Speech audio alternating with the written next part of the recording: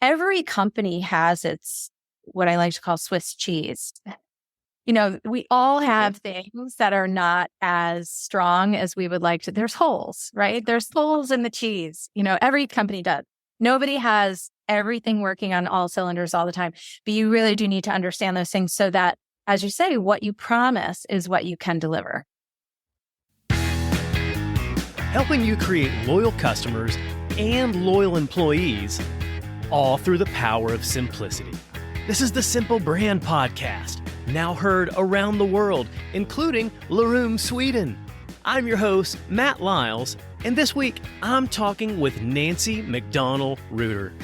Nancie's an executive coach, a leadership advisor, a marketing consultant, and the founder of Noetic Consultants, where they help companies build their internal marketing strength so that their external marketing efforts are more focused and more effective. She's an adjunct professor of integrated marketing communications at Georgetown University, and Nancie's the best-selling author of How Senior Marketers Scale the Heights: What is Still True, More True, and Newly True. It's now in its second edition. Nancie and I discussed lessons from her research where she's identified the qualities of senior marketers that help them make it to the top of their field. But this episode isn't just for marketers. Really, it's for any business owner or any business leader who wants to understand how to better develop their teams so that their brand can be strengthened from the inside out. And Nancie and I dispel a popular myth that a lot of professionals have around the value of being a specialist in your field versus being a generalist. You're going to want to hear Nancie's explanation on this one. So here it is. Here's my interview with Nancie McDonnell-Reuter. Hi, Nancie. Welcome to the show. How are you, Matt? Nice to be with you. Yeah, it's nice to meet. At least virtually. Yes, this is the way these days. Yeah.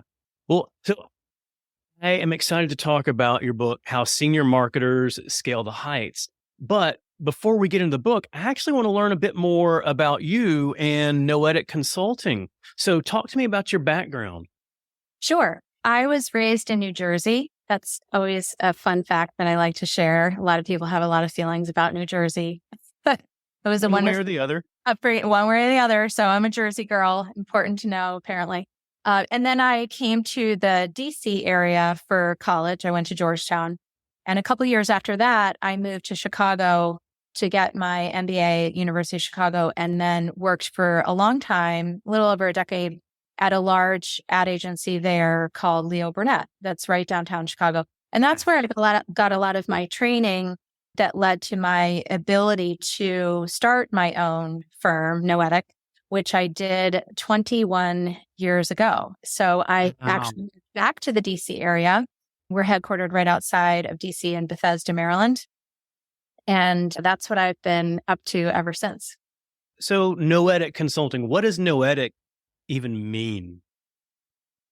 Thank you for asking that. A lot of people do not know that it's a word. It is a word in the dictionary, rhymes with poetic. So best way to explain to you, if someone said something very beautiful, you could say how poetic.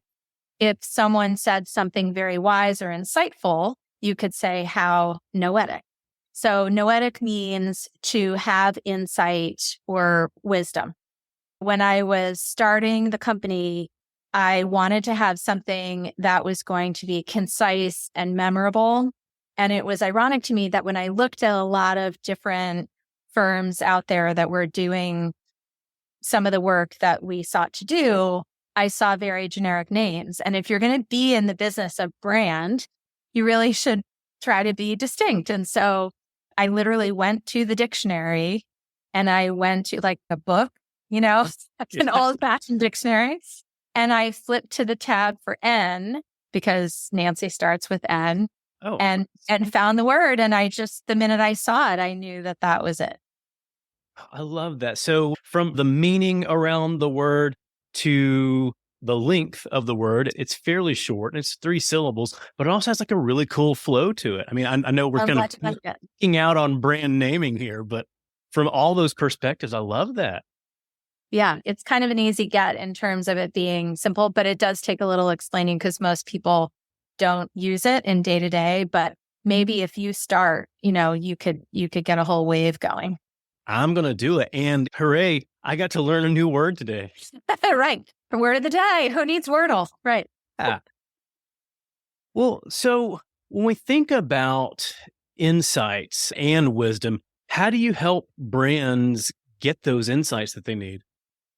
Yeah. So in Noetic, we like to talk about strengthening brands and the people who build the brands. We're very much a brand business as much as we are a people business. So that emanates from our core services, our market research, brand training, and coaching. It's an interesting mashup.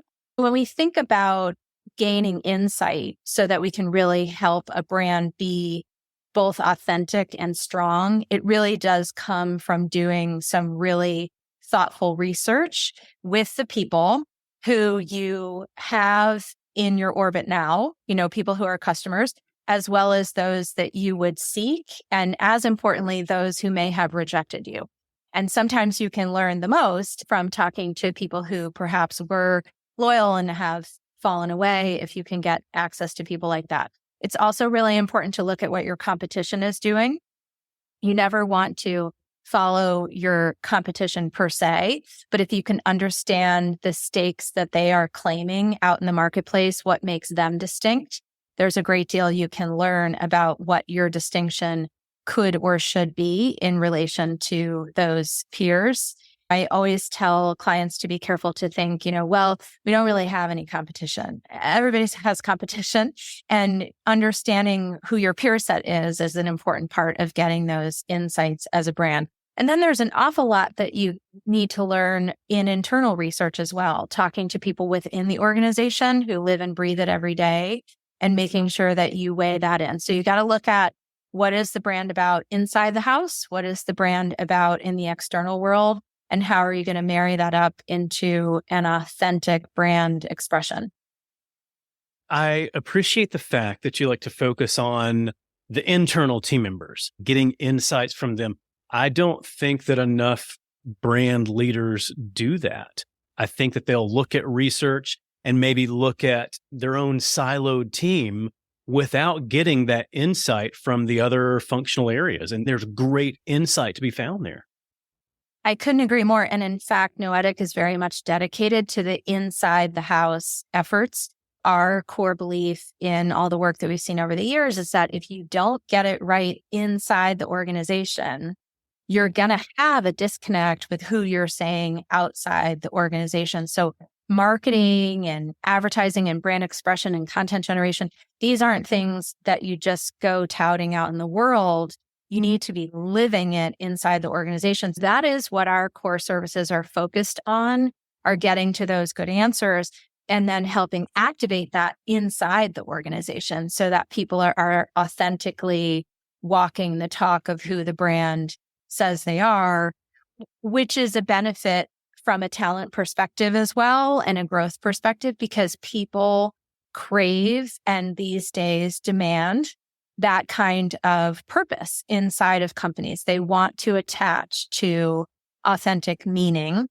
And if they're not finding that to be true, particularly if there's a disconnect between who the brand is saying it is, brand or brands are saying it is in the external world and the internal world, people are going to feel that it's going to create a negative tension. And we really want to replace that with a really positive, inspirational way and you hear that from people, right? When people are talking about organizations where they feel like they're part of it and they are an expression of the brand, you hear it immediately, not just in what they say, but how they speak. Oh, absolutely. And when you hear that, you know that there's a high level of engagement, you know that there's high employee loyalty and likely low employee turnover. Yes. And if you have that kind of resonance inside and out, it's going to exponentiate in a very positive way. It is often a blind spot, though, because so much of marketing efforts are focused on the external expression, which it is very important, but you really need to tie those together. And then what you were talking about earlier was helping internal teams know how to walk the talk. A lot of times it's also helpful to have those internal teams tell marketing, tell the brand team, hey, you're saying that is what the brand is right now. We can't deliver that. We don't have those capabilities. If you want us to walk the talk, here are the resources that we need to do that. Yes. Said another way, do we have a brand problem, or do we have a product or service problem, or do we have a customer service problem? What is the nature of the problem? Because you can't fix operational issues with better branding. It's not going to work against the other. And that's where, again, those internal efforts to do research inside of the organization really are important to understand what are the vulnerabilities. Every company has its, what I like to call Swiss cheese. We all have things that are not as strong as we would like to. There's holes, right? There's holes in the cheese. Every company does. Nobody has everything working on all cylinders all the time, but you really do need to understand those things so that, as you say, what you promise is what you can deliver. Yeah. Okay. So that's the big lesson for senior marketers right there, is to make sure that you're talking with your internal teams for a number of reasons. But I want to get into the book now, How Senior Marketers Scale the Heights. And it's in its second edition now. The first edition was 2018. Is that right? Yes, that's right. So I'm curious, because it's only been, just a few years since 2018, but I'm curious, what's changed since the first edition, and what are some things that have stayed the same? Even though it hasn't been that long, I think we all know starting in 2020, our world got really different. And so that was really the impetus. I didn't know that I would write a second edition so quickly, but I definitely felt like it was the right time in 2022 to really delve and understand. And that's exactly the second edition. The subline after How Senior Marketers Scale the Heights is what is still true, more true, and newly true. And so that's exactly what I sought to understand in the chapters that I added. So I went back to various senior marketers that I had interviewed the first time around, and then I went to a bunch of marketers I hadn't spoken to, senior marketers, and many of the marketers that I had spoken to the first time were also in new roles. So I'll start with what is truer than ever is the power of being a generalist. So one of the things I learned the first time around that just really resonated was how much senior marketers are learners, and they don't fear failure. They actually look at anything that one could deem a failure or a mistake as being something that they can just learn from.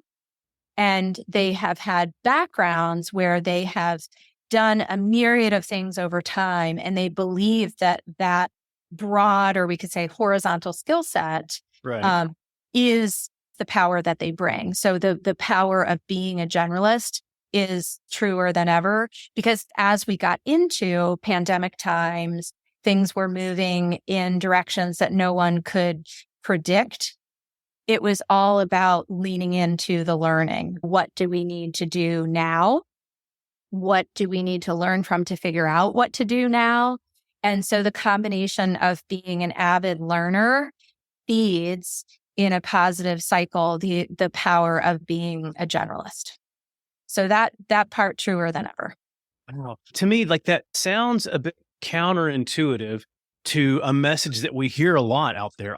A lot of people say you want to find a niche, you want to find what you can specialize in, and then just double down on that, because there's the phrase, jack of all trades, master of none. Yes. And I talk about that in the book, and I turn that on its ear, and I say jack of all trades, not master of none, but master of marketing. So if you are a jack of all trades, you're going to have that ability to avail yourself of that kind of learning. Other fun fact that is not in the book in regard to that particular phrase is that that's not the complete thought. I know. So actually, it was actually Shakespeare who originally said it.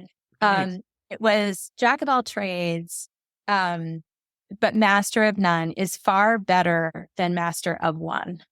So we've used it incomplete, and we've sold ourselves short in that regard. And so I talk a lot about being that generalist as being all tradesness. So if you will, the Swiss Army knife, where you can, pull out the skills as you need it. There's actually a new book out called Range, I don't have any relationship with the author. His last name is Epstein, but it's about the power of being a generalist. And I just listened to a podcast of his recently. And what's interesting is that he, very research-based, it's not marketing-based, it's broader than that. And he talks about the power of being a generalist and some of the watch-outs and perils of being too specialist off across your career. Now, I will say, and I do talk about it in the book, there is a need for specialization in our world. And certainly people who go narrow and deep in certain topics, it's a very valuable thing. However, even if you are a specialist, it is important to avail yourself of horizontal learning so that you don't do rote problem solving.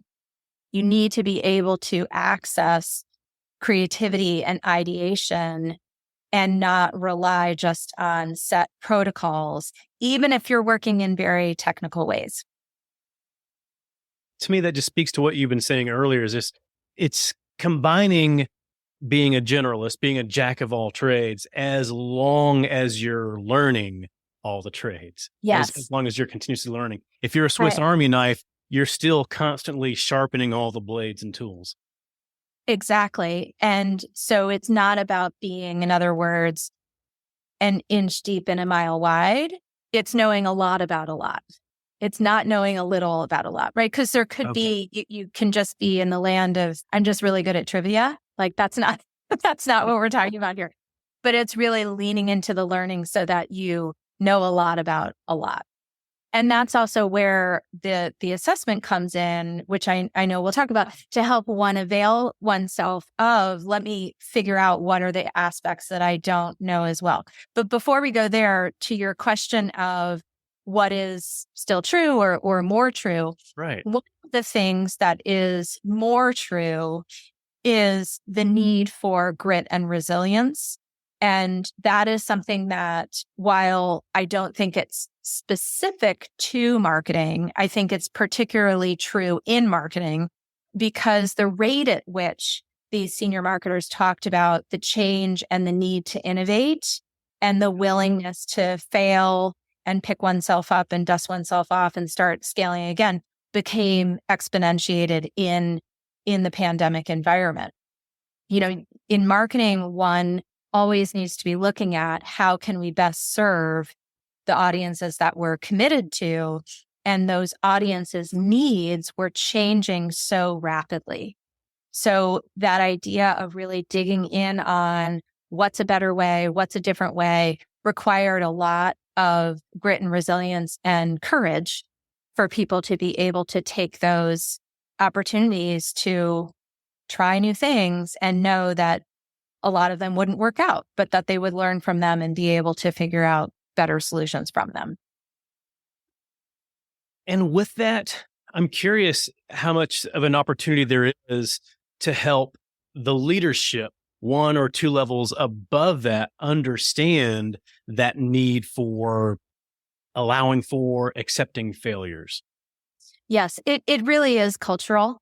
It's super important that from the top, so that it can also come from the bottom and from the middle, that there is psychological safety in it, that it's going to be a true commitment to an innovative culture where one has the room to try and not necessarily get to the outcome that was sought, and debrief and figure out and iterate. This is something that's very commonplace in certain kinds of organizations that are very R&D based, but it's not necessarily the norm in a lot of organizations. And if you're not able to tap those middle levels and those younger levels to get that kind of stimulus and input, you're really limiting what your talent is able to give you in that regard. One of the things I talk about in the book is mentoring, and I talk about reverse mentoring. So the idea of, like, let's take someone who is more junior and put them with someone more senior, where that junior person knows something on a topic. I mean, the generation today that is entry level up to mid level, their degree of digital savvy is always going to be better than what somebody who has been in the work world longer. It's just the way it is. And so availing yourself of that learning is really key to making sure that you have that kind of a culture inside. Well, that ties to, or that speaks to, that generalist approach and that jack of all trades approach of, if you have this focus on learning, and if you are a generalist, then you can also know the right areas to pull from. You know the right experts to bring in to help you go deep in certain areas. Yes. So the notion of the art and science, I talk about the art side and the science side of marketing is, what is the lever? What is the skill set? What is the learning I need now to get to the place that I'm trying to go? In marketing, I refer to it as art and science because there's this artful side that more has to do with things like creativity and intuition and ideation. But then there's the science side, which is more data-driven and linear thinking. And you really need both. But at any given moment, you may need to lean into one or the other. So part of that learning, I totally agree with what you're saying, is figuring out what's needed now. And knowing where to find that. Yes, right. And you don't have to know it all. You can tap into any number of resources around you. And I talk in the book about power of teams and bringing together people who aren't necessarily just like you in your team so that you are filling those gaps in the range, because not everybody's going to be good at everything. That's it. Well, so we've talked about the art and science a couple different times, and that brings me to you actually have an art and science assessment. So talk to me about that. What's that going to help marketers uncover?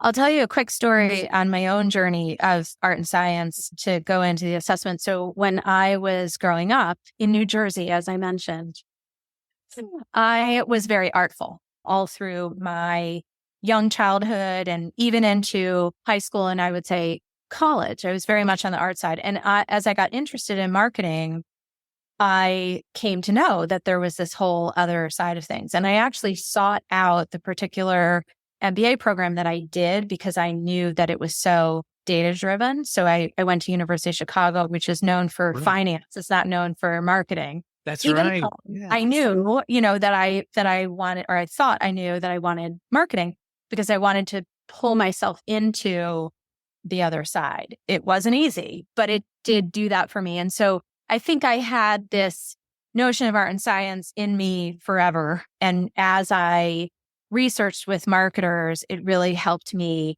codify that. And I think that I'm a great living example of the fact that just because you may be stronger in one side or the other doesn't mean that you can't shift. So people oftentimes have a lot of feelings about where they're strong. Some people are proud about it, but some people have feelings of like, oh, I wish I was stronger in math and data.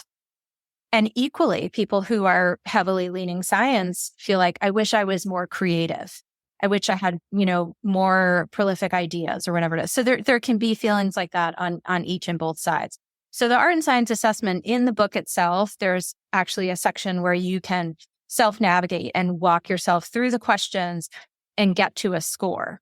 And if you are perfectly balanced, as we call it, in the middle between art and science, your score will be a 0. So like 0 is good, right? And then if you're on the art side, the only time where 0 is good, I guess. Right. We did that to be provocative, right? But it's a scale. So you're somewhere on the scale. And then if you're on the art side, you're going to be in the positive numbers. If you're on the science heavier side, you're going to be in the negative numbers. But it's not negative. It's just a scale. But we also have there, like once you see, okay, I'm this leaning or that leaning, or even if you're perfectly balanced, there's a whole toolkit of resources suggested to you to help you strengthen in the areas where you may be less strong. And then one of the things that I'm super excited about with this second edition is we have now built out the art and science assessment into workshops that we deliver live and virtual, where we take it down actually to the individual skill level. So you not only get your score, but it also helps you understand skill by skill where you are rating. So you understand where you're strong, where you're especially strong, where you're weaker. And we deliver it typically to teams. And we can also roll it up so we can see as a team, where are you strong? Where are you weaker? And it helps, particularly in development plans, in helping people understand, what might I want to work on now? So let's take a tangible example. If somebody was more art leaning on the science side of things, they might have a strength in strategic thinking, but they're weak in big data analysis, just as an example. And then on their art side, they're particularly strong in ideation. Well, that's really helpful to know within a team, because you might have others who are not strong in ideation. So I can bring that as my superpower, but then I can know that I'm going to need to potentially spend some time with a big data person, steep myself in that area. Maybe I even want to pursue a role in the future in that area. So it's very insightful. And I think it's particularly helpful. You really see the light bulbs go off with teams when they see their collective strength and their collective weaker areas. And I can see how that helps for the overall team and then even team leadership to understand, one, where do we need to place more development focus? Right. Two, like within our team, within our organization, we may be lopsided in one skill versus the others. So we either need to place focus on bringing those other skills up, or we need to make sure that we're recruiting for these skills. Exactly. And just knowing what those watchouts are also can enable people within the team themselves to lean further into it. Yeah. And to help recognize, when I'm focused on a particular task, these are my go-to people for the certain challenges that I face. Exactly. So I can assemble a bit of what some people call like a tiger team. Yep. For this initiative, I'm going to need somebody who I know is really strong at ideation. I remember, Judy had that skill. So I'm going to bring her in. Malcolm's really strong with data. So we're going to bring Malcolm. Yeah, you can use it in any number of ways. But the book itself does provide that ability to know where you lean. And it does give you a whole toolkit at that individual level. The other thing that I just want to mention is that people just anecdotally often mention loving to read the stories that the senior marketers tell in the book, because so much of it is quotes from the interviews that I did with them. Sometimes senior marketers tell me it feels like therapy, that they read what other senior marketers had to say and they're like, oh, okay, yeah, I'm not in this alone. And then people who are aspiring to that senior level learn a lot about what it takes. Oh, yes. Yes. So it's absolutely helpful understanding your peers, where you may think you're going through a challenge that nobody else is facing. And you know what? I was actually in this situation last week. I'm part of a mastermind group, and I don't know how right it is, but I see most of the group members as being more skilled or further along the path than I am. They may see me as further along the path than they are. But I was afraid to bring up a challenge that I was facing. And I texted it to the mastermind leader saying, hey, I'm not sure if I should bring this up. Is this too elementary? And it's like, no, bring it up. Like, everyone struggles with this. And when I brought it up in the group, there were multiple people that chimed in saying, I'm struggling with that right now. I thought I was the only one as well. The Swiss cheese is always there. Everybody's got it. Yeah. One of the things I talk about in the book is just the courage it takes and the displacement of fear to stay in that learning zone.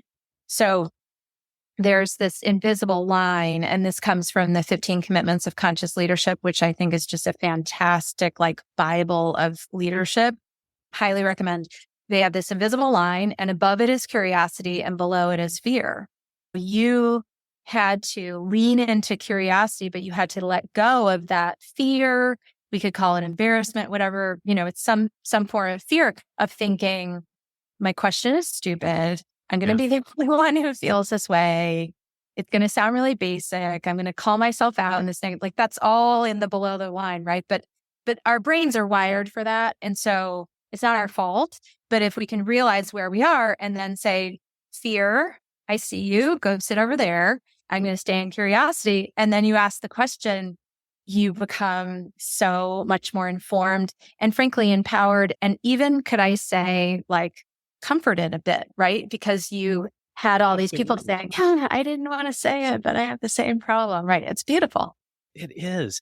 And then once that challenge is out in the open, and then you have people that chime in with their experience around it, what they've learned, the tactics they've done, how they've grown through that, then it helps everybody else.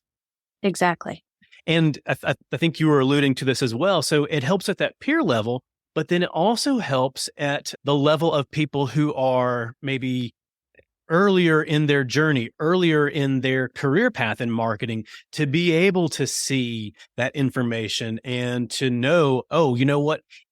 If I face this challenge in my marketing career, here's how other people have dealt with it, and here's what they did.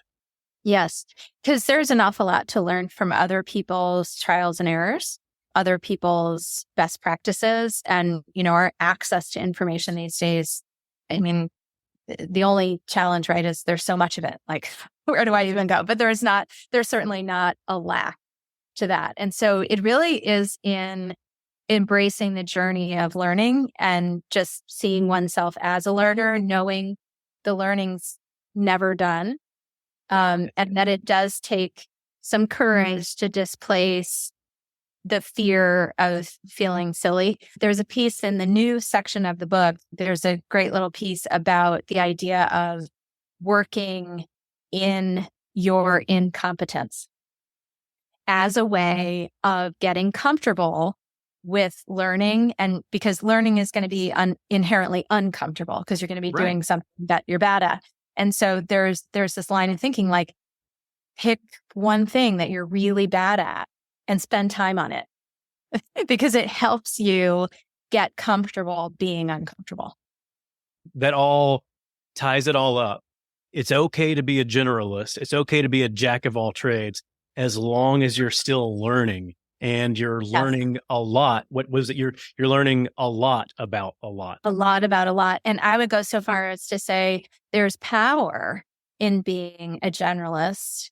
There is power to be unleashed with all tradesness as long as you're leaning into all the learning and being dedicated to learning a lot about a lot and letting go of the fear that can get in your way. Yeah. So long, fear. Go sit in the corner. I see you. Go sit over there. Yeah. All right. Well, last question for you, Nancie. If you were to create a 5-song soundtrack for how senior marketers scale the heights, what songs would you include? I love this question. And I appreciate you did give me a minute to think about this question so that I could spend a little time with my playlist. Yeah. I have a very wide palette for music. So my list is a bit eclectic. But I thought a lot about this idea of resilience and learning and the chaotic world in which we are living and seem to continue to be living. A lot of it was off of that theme. So one is, I don't know if you know the artist Andy Grammer, but I think probably one of his most famous songs is called Keep Your Head Up. Yes. You got to keep your head up. Oh, so now I'm singing on your podcast. That one. Love it. Yeah. Which to me is like that above the line, right? Keep your head up. In just the straight resilience space, Eminem has a song, Till I Collapse. He's obviously rapping through the whole thing. And it's about one of the first times he rapped in public. And he was really uncomfortable and really nervous, but he did it and powered his way through it, setting fear over there. So that's one. Brandy Carlisle, do you know her? Yes. Kind of folksy-ish. She has a song called Eye of the Storm. Now, most of that song is about a broken heart, whatever, but she has this line that's in the chorus, you can dance in the hurricane, but only in the eye of the storm. So what I love about this is that this has to do with we're going to be in difficult times, unpredictable times, but we can ride with that if we can find a centering place for ourselves. And again, commit to just being a learner and knowing that there can be chaos around us, but we can center in on the learning. Billy Joel. I had to pull in Billy Joel because, 80s. Of course. Like, this was a big part of my upbringing, all about soul. So I think in that song, he's talking about his relationship with Chrissy Brinkley, which was perhaps one of his longer relationships. And but where I took it in terms of all about soul, it's all about sticking with it and really working one's way to staying really committed to whatever you're doing, which again goes back to that learning and the resilience. And then lastly, I'm a huge Dave Matthews fan. And thinking about the generalist, when senior marketers talk about becoming a marketer, it's often this circuitous path. I thought I was going to do this, but then it turned out that I was going to do this. I started as a journalist. I started as this, and then I made my way to this, and then I ended up a marketer kind of thing. So Dave Matthews has this song. It's called Dancing Nancies. And he spells Nancy the way I spell it, which most people don't, with an I-E. That's right. I know. That's right. I know. Well, thank you for me. And in the song, do you know this song? It's like, I could have been a parking lot attendant. Yeah. I could have been your little brother. I could have been right? And so he's talking about like all the things he could have done in his life. But then he goes on to say, he speaks to just the beauty of life and that you're on a path and it may not be a straight path and you may not end up where you thought, but you can embrace what life has to offer you. So that's it. Wow. Kind of tied to Dancing Nancies, because my kids were taking a sign language class recently. We watched the movie, I think it's almost 30 years old, Mr. Holland's Opus. I don't know if you're familiar with that, with Richard Dreyfuss. I've heard of this. Yes. So I don't want to give too much away, but the beginning of the movie takes place in the mid 60s, and he's taking on this teaching job just to earn some extra money to get him to his goal of what he wants to do. He's going to take the teaching job for just a few years. Well, turns out he keeps going for 30 years until he retires. And at the end, he's able to look back and see all the work that he had done and to see what was created and to see what other people were able to do out in the world because of his role. Wasn't part of his original plan, but it all worked out to create something cool. Yeah.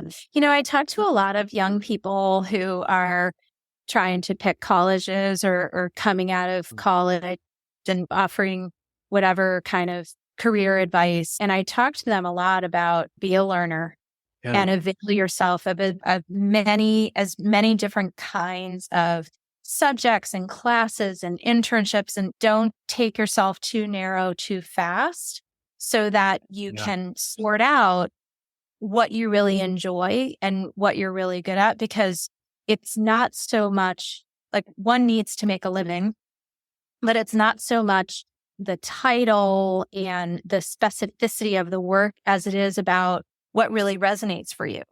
And any opportunity that people have, I believe that we all have a certain degree of curiosity within us. And if we're always feeding that and we're learning, so that might mean that you're a teacher, that might mean that you're a marketer, that might mean that you're a scientist. But if you find a way to make sure that you're continuing to have stimulus and learning in your life, then you will feel productive.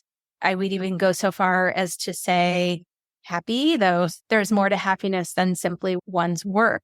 But if you feel like you're growing, you have a strong opportunity to feel more fulfilled, as long as you don't let the negative self-talk and the fear get in your way. There's great therapy in your book, but there's great therapy right there too. Love that. Well, Nancie, I've learned a lot from you today, but where can people go to learn more? They can find me on LinkedIn. If I would love to have people connect with me there, Nancie McDonnell Reuter. And Noetic has a site, noeticconsultants.com. We are Noetic Consultants on Instagram, LinkedIn. Love to have you follow us. If you're interested in the book, and I am going to hold this up because the new edition of the book, that it's the new edition because it's got the picture of me holding the old edition. Right. Because Amazon sells both. So you can buy it on Amazon. Just make sure you're looking at the new edition. You can also buy it on our publisher site, which is called BookBaby, bookbaby.com. So I think that's all our handles. Excellent. Love that. Well, Nancie, thank you so much. I'm so grateful for your time today. I so enjoyed it, Matt. I really appreciate you taking the time with me as well. I hope you enjoyed my discussion with Nancie McDonnell-Reuter. You can learn more from her by following her on LinkedIn, where she regularly shares lessons on how to grow in your marketing career. And visit noeticconsultants.com, where you'll learn how Nancie's team can help you. From consumer research to brand strategy, to marketing strategy, to coaching and training, there are a number of ways for Nancie's team to help your brand. And if you want to dive deeper into some of the lessons we discussed today, then go grab your copy of How Senior Marketers Scale the Heights. It's going to help you better understand all the right qualities you and your people need to instill to become a much stronger team so that you can deliver a much stronger customer experience. And that all leads to a much stronger brand. And if you're enjoying the Simple Brand podcast, go ahead and hit the subscribe button. It's going to make it so much simpler for you to get future episodes like the next one featuring Sylvie DeGiusto. Sylvie and I discuss lessons from her book, Discover Your Fair Advantage.